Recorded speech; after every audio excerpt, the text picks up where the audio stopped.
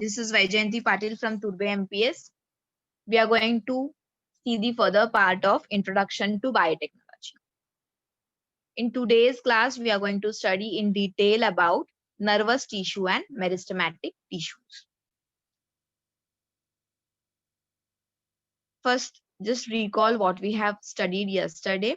We have studied about the muscular tissue, of which first is the striated muscle, which are elongated, cylindrical, multinucleated, and unbranched. They shows dark and light bands on it, so that is known as striations are present. Movement of striated muscle is under the control of our will, hence they are voluntary in nature. The second type that we have studied was the smooth muscle. These are short and spindle shaped. Each fiber contains a centrally placed single nucleus, hence it is also known as uninucleated. Smooth muscles are unbranched. They do not show any dark or light bands, hence striations are absent. As the movement of smooth muscle is not under control of our will, it is also known as involuntary in nature. The last type that we have studied was cardiac muscle. Now, this is actually a mixed type of muscle where you can see the cylindrical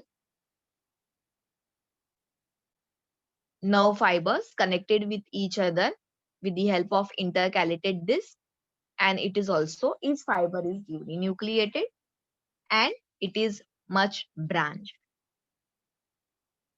This also shows presence of dark and light band, hence they are called as striated muscles. They are also striated. These cardiac muscles are specifically found only in the heart, and the movement of cardiac muscle is not under the control of our will. Hence, they are also known as involuntary muscle. So this is what we have studied yesterday. Now, today we are going to deal with a very special tissue of our body. Now, see, you can see a computer on the screen, right? We all know what work computer does. Computer can store the data that we have or we feed into it. It can modify or help us in processing the data, right? Similarly, there is organ in our body which helps us in recording all the data that we see around us, which computes for us, which helps us in calculation, and in fact in giving response to each and everything around us, and that's known as brain. This brain is made up of a specialized tissue known as nervous tissue that we are going to study today. Now, see, whenever there is any incident taking place, our different organ receives these signals that are known as stimuli. See, for example, if you are touching the hot object, your skin gets stimulated and the nerves that are present in the skin gets activated, and an impulse is generated, which is carried out by the nerves to the brain, where it is understood and a response is generated, which is then carried to the motor organ. That means the organ that will be giving reply. Now, this we have already studied in the life processes when we were studying the nervous system in humans. Okay. So, this is how the impulse is generated whenever stimulus is received. It is carried to the coordinating center, that may be spinal cord or the brain, from where a response is generated and it is delivered to the motor organ. Where are these neurons present? It is present in our entire body. Main bank of these neuron is the brain, from which most of the data has been computed. Now, let us study the structure of this neuron. This you see in the screen. This is the neuron. This is how it looks under the microscope. Now, you can see this bigger body is known as the cell body, which contains the nucleus. We all know nucleus is the center of the cell body, and it contains the genetic material like DNA and RNA. This cell body consists of cytoplasm. Now, at one end, the cytoplasmic extension is seen.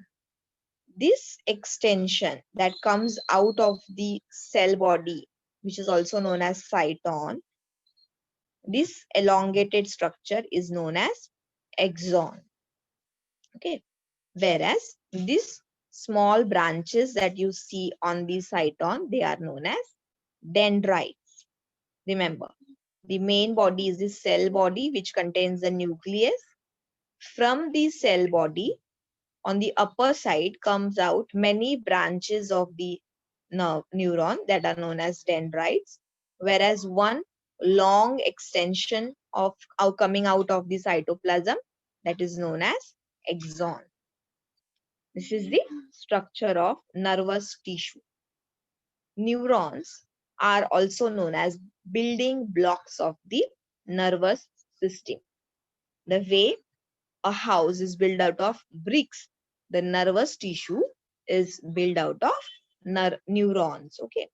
So these neurons are the building block. Means this is just one neuron. Like this, millions of neurons are present in our brain, which composes the nervous system. Now, these neurons may vary in their shape and size depending upon their functions and locations.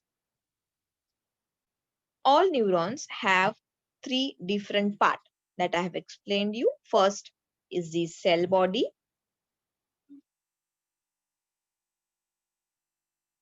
Second is the dendrite. And the third is axon. Okay. Cell body, dendrites, and the axon. These are the three major components of the neuron. May the shape and size of vary, but these are the three components. Now, let us see each of this structure in detail. First is nerve cell or the cell body. If you observe this carefully, this is filled with a special matter that is known as cytoplasm, and you can see this blue color dots on the in the cytoplasm. They are known as Nissle's body and a centrally placed nucleus. So this is the component of cell body. This is also known as soma. Soma meaning cell. Okay. The cell body is the neuron's core as it contains the nucleus. Cell body maintains the structure of neuron, and it also provides energy to drive the activities. As the cell organelles are present within the cytoplasm of cell body, it is the main energy house of the neuron. Nucleus, it contains the genetic information. Now, what are these genetic material? You all know DNA, RNA are the genetic materials which contains the genetic information that are present within the nucleus. Nissl granules, they are actually the cell organelle that is known as endoplasmic reticulum. These granules are actually the rough endoplasmic reticulum. And there are numerous Nissl bodies within the cytoplasm that are known as Nissl granule. Remember, nasal granules are nothing but the rough endoplasmic reticulum. Next, about the axon. As I've told, what is axon? Axon is a cytoplasmic extension coming out of the cell body. It is just the extension of cytoplasm that is coming out of the cell body. Now, this axon carries electric impulse from the cell body to the axon terminal that passes the impulse to other neuron. Now see, what does it mean? I have told you that the nervous tissue is a network of neurons. Many neurons are connected with each other to form the nervous tissue. Whenever a stimuli is received from the external environment, an electric impulse is generated. A current passes through this neuron. So it is that current is carried by the dendrites to the cell body. From the cell body, it goes into the axons and it comes to the axon terminal. Now there is one more neuron over here. That impulse is passed on from this neuron to the other neuron.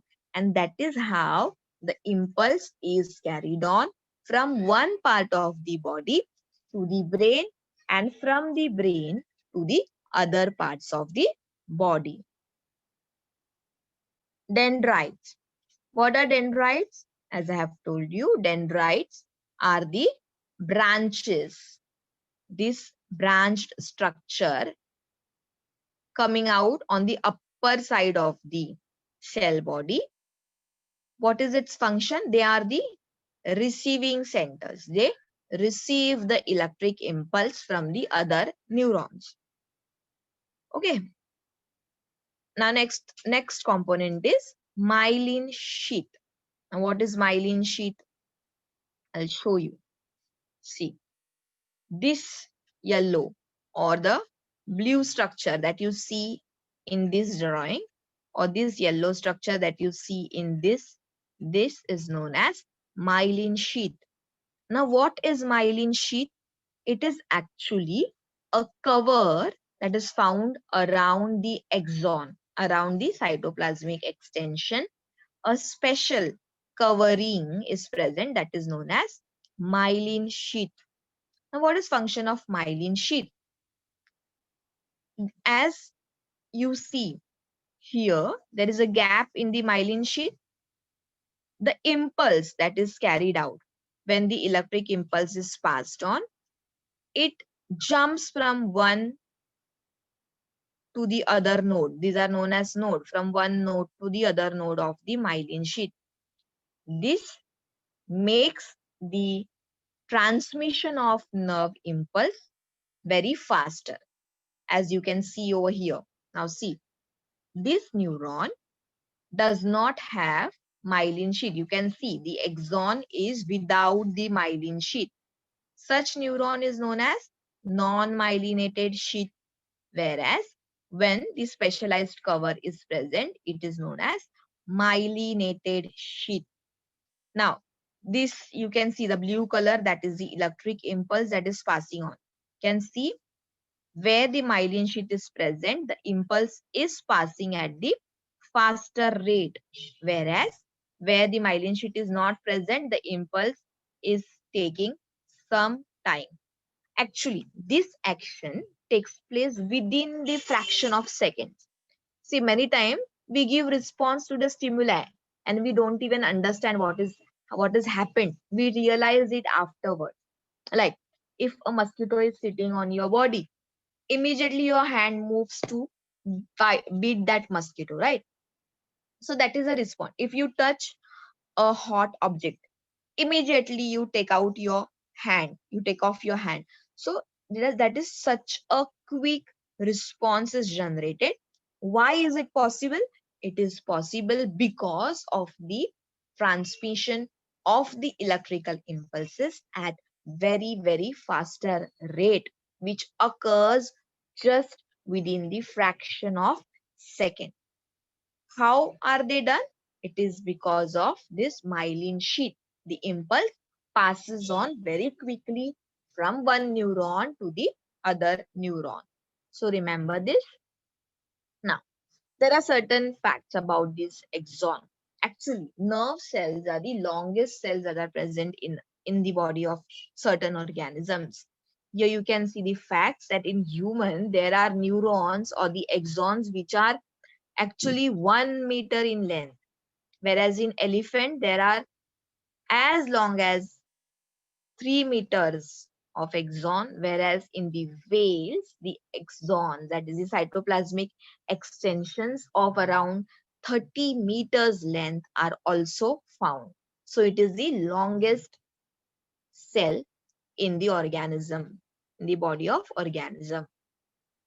Now, we have talked about this function. What are the functions of neuron?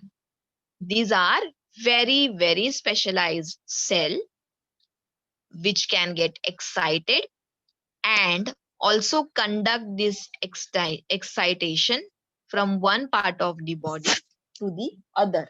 Okay, so these are specialized cells which can get excited and can transfer their excitement from one part of the body to the other.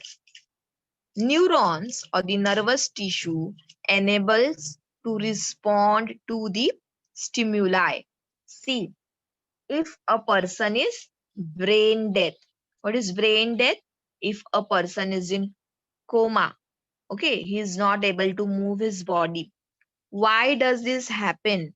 Because the neurons are not capable of doing their work when the person is in coma or when the person is brain dead. Okay, so nervous tissue are very important for responding to the stimuli. It may be anything. What you hear through your ears, if you touch any object, if you smell something with your nose, if you taste something with your tongue. Okay. All these sensations are associated with the neurons, and that is how these, we all know that these are the sense organs. They are known as window of the body. They receive the stimuli from the external environment, and according changes can be seen within our body. It sends the change within our body and the outer environment. So this nervous tissue not only sense whatever is happening outside the body, but there are lot many things going within our body also. All these changes, like what are the changes? Change in the temperature of the body, change in the mineral components of our body, when you're feeling hungry, when you're feeling thirsty, the water level of the body, when the water level of the body decreases, you feel thirsty or dehydrated and you feel like drinking the water. Okay, so that is the brain or the nervous tissue is sensing the internal environment. Similarly, it also senses the outer environment. Like, see, when there is winter or when there is cold outside, your body starts shivering. This shivering is to maintain the body temperature, right? When there is hot day, the sun is bright and the season is very hot, then you feel thirsty, your body start sweating. This is all to maintain the temperature of body. All this is done with the help of neurons that sense the outer environment and the internal environment and respond and produce a response accordingly to which our body reacts. Okay. As I said, for example, sweating during the hot day is a response to the heat. To maintain the body temperature, sweat is generated in the body and it is coming out from the sweat pores. Then, or the sweat glands. Then you feel thirsty. As the water is getting evaporated, you start feeling thirsty. So this is when the water level in the body drops, the nervous tissue detects, okay, the water level is falling and it responds accordingly. It generates the response. We feel thirsty, we go to the water source and we drink the water and then we feel better. So this is all called response to the stimuli. As the environment within our body and outside the body changes, the body will respond accordingly. All this response to any kind of stimuli is because of the nervous tissue that we have studied right now. Where is it present? Nervous tissue. You can see in this diagram, the nervous tissue is present in the brain, in the spinal cord, and its network is spread in all the parts of your body. Okay. See, it is present in the brain, spinal cord, and the network spreads throughout the body. Eyes, hands, skin, the entire skin of your body is sensitive to the stimuli that is coming from outside. Okay. Then you hear, it also collects the stimuli from outside. When you are eating something, your tongue, it tastes, so it is also collecting the information.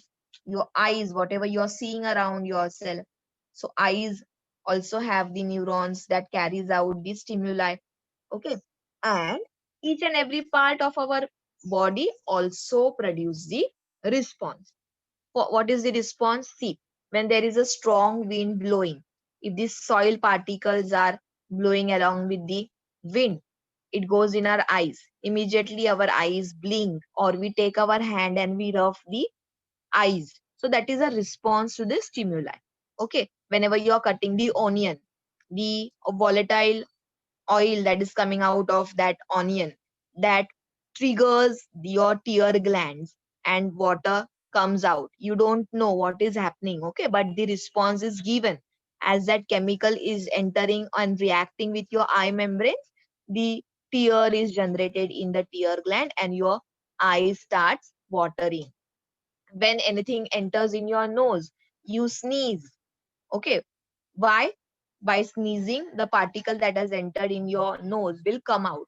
So this all response are generated according to the stimuli that is received by the particular organ. So each and every part of our body is a receiver as well as a responder. One part will receive, whereas other part will respond to the stimuli.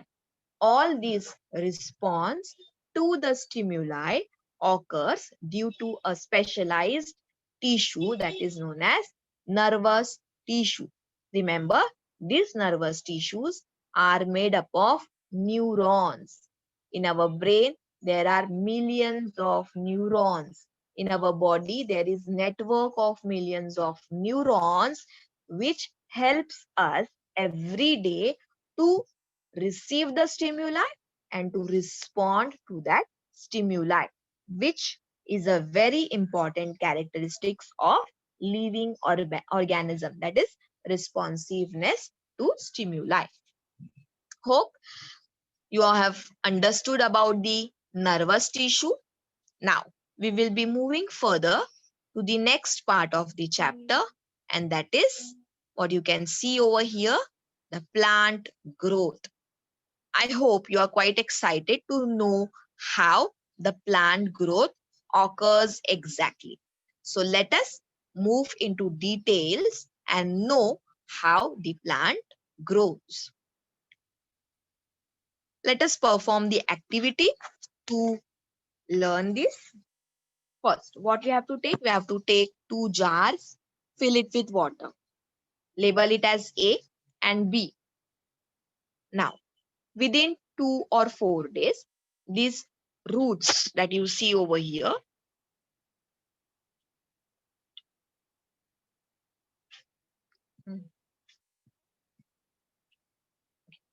these are the roots of the onion which are dipped in the water. This will start growing.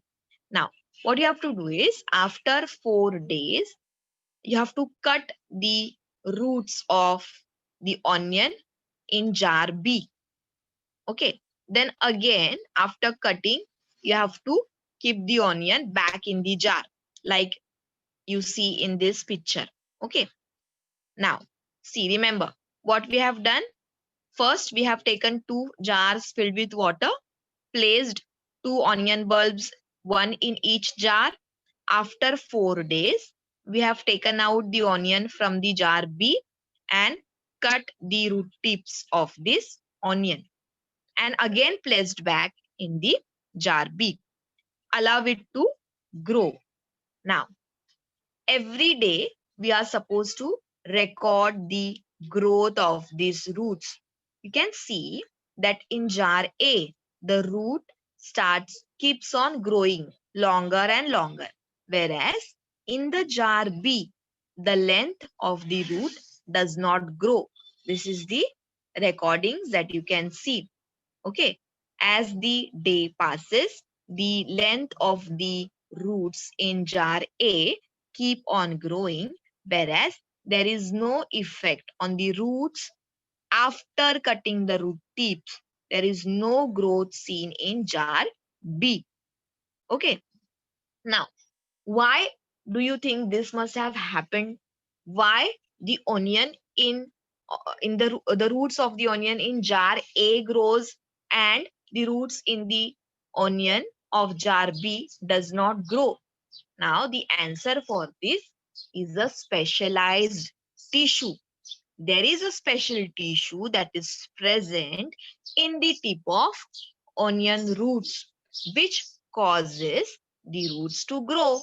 Now, as we have cut the tip of this onion in the jar B, further it will not grow because there are no root tips. Whereas, as the onion in jar A has the root tip, we can see the roots of jar A growing, roots of the onion in the jar A growing further. Let us study or know about these roots or this tissue, this specialized tissue which causes the growth of plant in detail. Now, there are two major types of the plant tissue. One is meristematic tissue. Now, what is meristematic tissue? These are specialized tissue in which the cells can divide and grow, that is, grow and divide. They can multiply. Such tissues are known as meristematic tissue. Whereas there are certain tissues in the plant which loses their ability to divide further. That is, once they have fully grown, they will not divide further or they cannot multiply. Such tissues which cannot divide are known as permanent tissues, whereas the tissues which can keep on dividing throughout their life, they are known as meristematic tissue. Now, there are three main types of meristematic tissue. First is the apical meristem, second lateral meristem, third intercalary meristem. Whereas in permanent tissues, there are two major types: simple tissue, complex tissue. We have studied it. Simple tissue means they are made up of single cell type, whereas complex tissue means they are made up of more than one cell types. Okay. Further, there are different types in simple tissue: parenchyma, collenchyma, sclerenchyma. In complex tissue, there are two types: xylem and phloem. This part we will study it afterwards. Today, we are going to concentrate on the types of meristematic tissues. Remember, what is meristematic tissue? The tissues or the cells which are capable of undergoing division throughout their life, they are known as meristematic tissue. Now, let us study the structure of this meristematic tissue. Now, usually the cells are oval or polygonal in shape. Okay. And they are very rich in cytoplasm. They contain thick cytoplasm. What is cytoplasm? The matrix of the cell. The matrix that is present within the cell is known as cytoplasm. Okay. And it has a very conspicuous nucleus, that is a big nucleus. The cell wall, that is the outer covering of this cell, is very thin, and all the cell, as you see in this diagram, they are very compactly arranged. What is meaning of compactly packed? That is, there is very less or no space between two cells. They are almost touched with each other. That is, they are compactly arranged. Vacuoles are usually absent in these cells.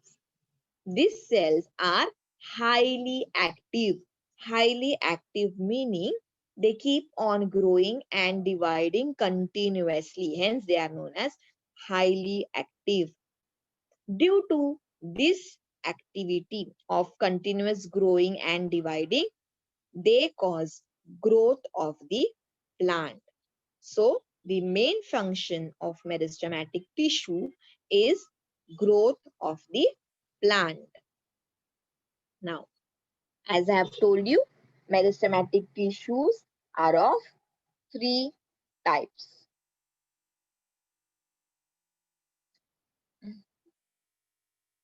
Okay. First is apical meristem. Second is intercalary meristem. And third is lateral meristem. Now, we'll look into detail of each of this type. First is apical meristem. Now, understand what is meaning of apical.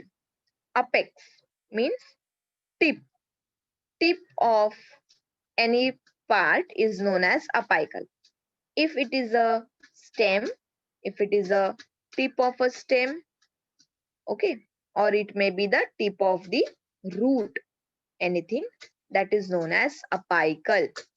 And the meristematic tissue that is present at the tip of the stem or the root is known as apical meristem.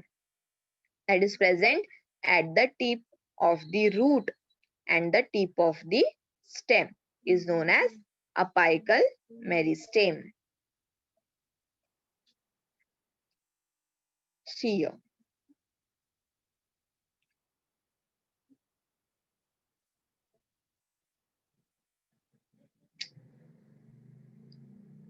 What is function of the apical meristem? It increases the length of the root and the stem. As you can see over here in the GIF, see, the root is growing further, it is growing deeper. Okay, whereas this is a shoot. Due to the apical meristem in the shoot tip, the branch is coming out, and which will result into formation of stems of the stem and the branches of the leaf or the plant, whereas the apical meristem that is present within the root tip will cause growth of the root. So below the ground the root will grow due to the apical meristem in the root, and above the ground the stem, the branches will grow due to the apical meristem that is present in the shoot tip. Hope you have understood the position of apical meristem. That is, it is present at the tip of the root and at the tip of the shoot. What does it cause? Function of apical meristem is increase in the length of the stem as well as length of the root. Okay. Now, the next is intercalary meristem. Now, what is meaning of intercalary? Here you can see the stem. Okay. When we take a section of the stem, the meristematic tissue that is present in this space, that is at the nodal region, that is known as intercalary meristem. Where is it present? At the base of the petiole of leaves and of branches. Now, what do you mean by petiole? Petiole means the stick that attaches the leaf to the stem. Okay, that you hold in your hand, that is known as petiole, as well as branches. So the intercalary meristem causes growth of the petiole as well as the branches. Okay, as you see in this case, it results or it function is growth of the branches, formation of leaves, and formation of flowers. This is what you see. It is because of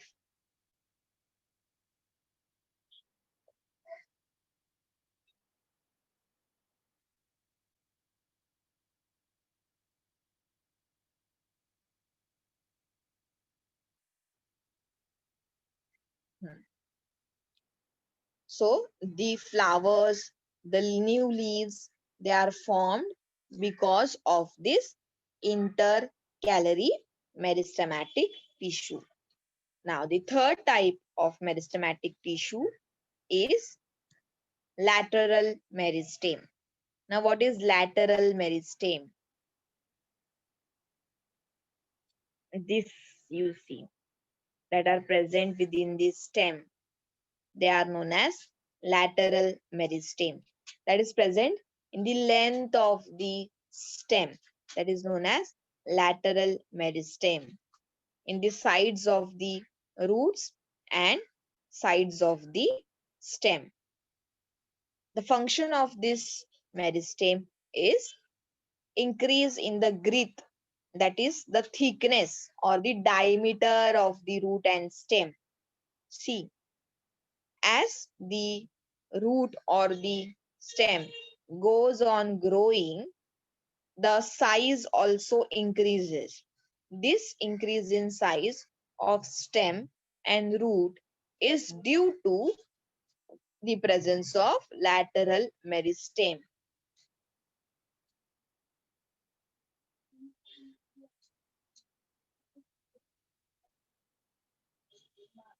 Function of meristematic tissue is the apical meristem causes the primary growth, that is growth of the branches, growth of the roots.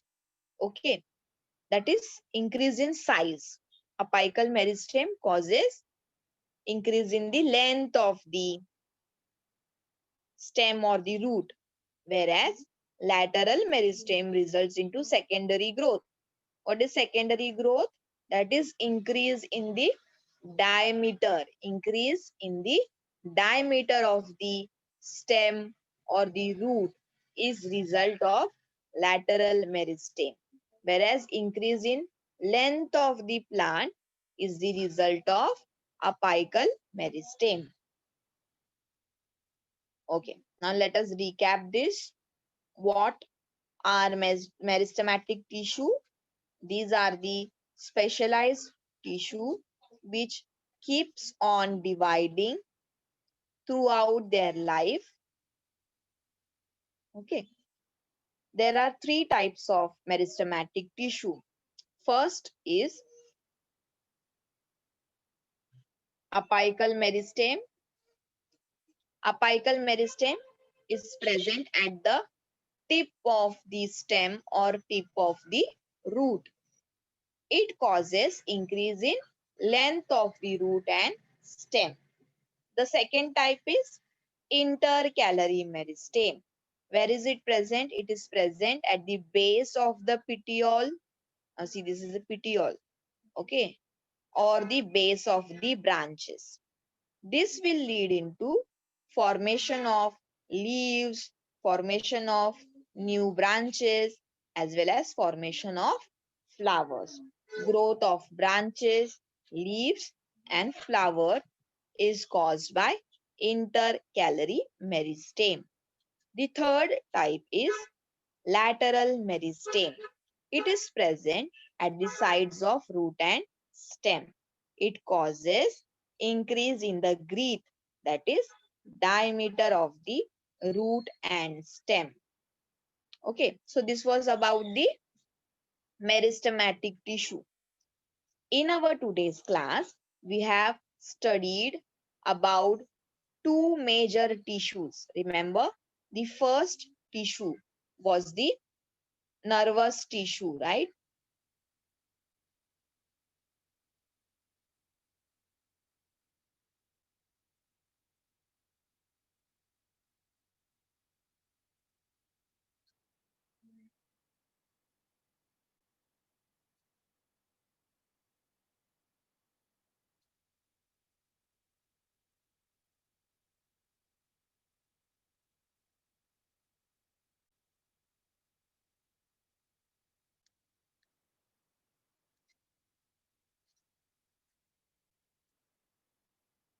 Okay, what is this nervous tissue made up of? The nervous tissue is made up of neurons.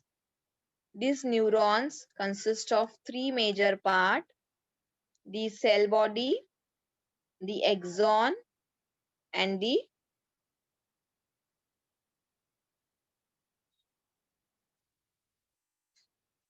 dendrites. What are axons? What is cell body? First, cell body is the main body which consists the nucleus, which contains the genetic information. Then the cytoplasmic of this cell body gives out the branches that are known as dendrites. The dendrite serves as the receiving center. It receives the stimulus or the impulse from one neuron to the other, which is conducted from the cyton through the cytoplasmic extension that is known as axon. On the axon, the specialized covering might be present that is known as myelin sheath. Presence of myelin sheath helps to conduct the impulse at faster rate. If myelin sheath is absent, the conduction rate is slow. As I told you, there are millions of neurons in our body which are present in the brain as well as throughout the body. Main function of the nervous tissue is to receive the stimuli and to respond, to generate the response according to the stimulus that is received.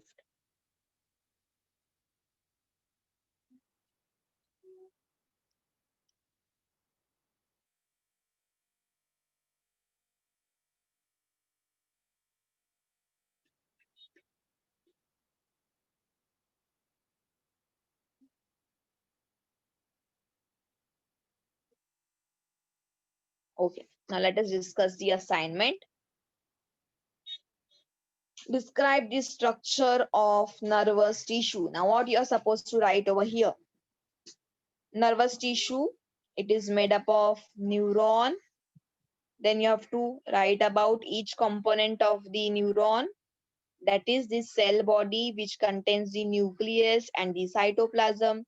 Nucleus contains the genetic material, whereas cytoplasm contains the cell organelles which produces energy. Okay. Then there are cytoplasmic extensions on the upper side that are known as dendrites. Dendrites helps to pass on, receive the stimulus, whereas the larger cytoplasmic extension that is coming out of the neuron is known as axon. It carries the impulse from one neuron to the other neuron. Then draw a neat label diagram of nervous tissue where you have to draw the diagram showing cell body, nucleus, dendrites, axon, axon terminal, and you have to label it properly. Then the next is type of plant tissues. Here you have to discuss about the two major types, that is permanent plant tissue and meristematic tissue. Okay, and then the subtypes of meristematic tissue, that is apical meristem, intercalary meristem, and the lateral meristem. And in permanent tissue, simple tissue, there are three simple tissue: parenchyma, sclerenchyma, collenchyma. Permanent tissue, there are two types: xylem and phloem. Then types of what is meristematic tissue and give its type. What is meristematic tissue? Meristematic tissue are the specialized tissue which undergoes growth and division throughout the life. Due to the growth and division, continuous growth and division, it leads into growth of the plant. What are the types? There are three major types of meristematic tissue. Apical meristem, present at the tip of the root and at the tip of the shoot. It causes increase in length of the plant. Second is intercalary meristem. It is present at the base of the stem and the base of the leaf petiole. It helps in formation of new branches, formation of flowers, and formation of fruits. Then the third type is lateral meristem, which are present on the side of the stem and the root. It causes growth of plant, that is diameter, increase in diameter, that is size of the stem as well as root as is grow further.